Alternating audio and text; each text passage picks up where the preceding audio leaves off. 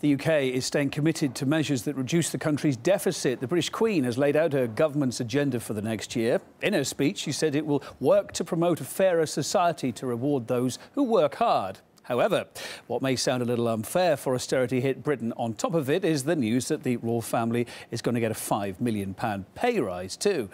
RT's Polly Boyker reports from London. My ministers will continue to prioritise measures that reduce the deficit. At the same time, the Queen is set to get a £5 million pay rise. This year, £36.1 million from the UK taxpayer will go towards the Queen and her residences. Her royal chefs and footmen cost an estimated £10 million a year.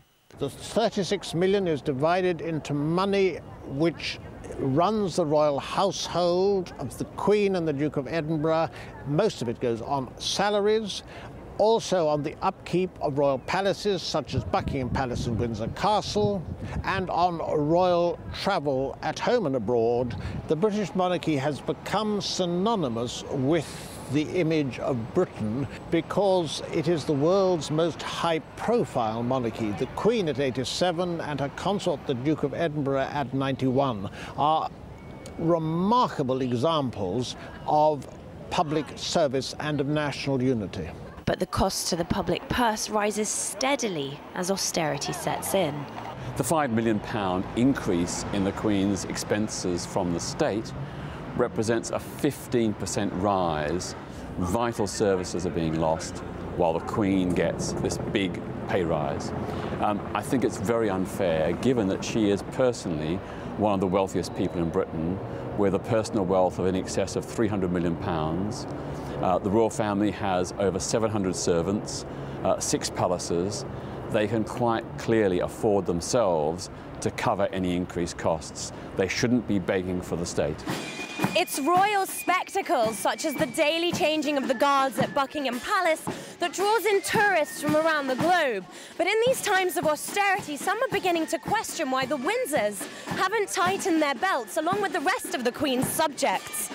Last month, the Guardian poll found that 88% of Brits weren't happy with the pay rise. I think they should give more to the poor and they get too much money, to be truthful. I'm not overly impressed, to be honest with you. I'm sure she's got more than enough money to survive and what she needs. Yeah, OK, she brings in quite a bit on the tourists and whatever, but where does it go? Where does it go?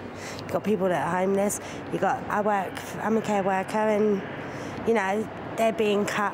Where does it go? I'll begrudge giving my money. Elsewhere in Europe, royals have had to rein in their spending in the face of public opinion.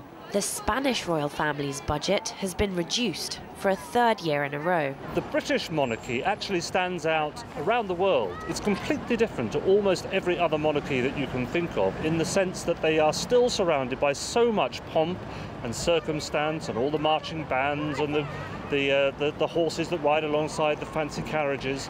The published figures suggest that the royal family, the Queen and everybody else, costs us around something close to £40 million a year. That doesn't take into account all the extra security, all the police work that's involved in protecting her and the rest of the royal family, and it doesn't take into account the money that's lost to the exchequer, because she, and Prince Charles in particular, get lots of tax privileges that the rest of us aren't entitled to.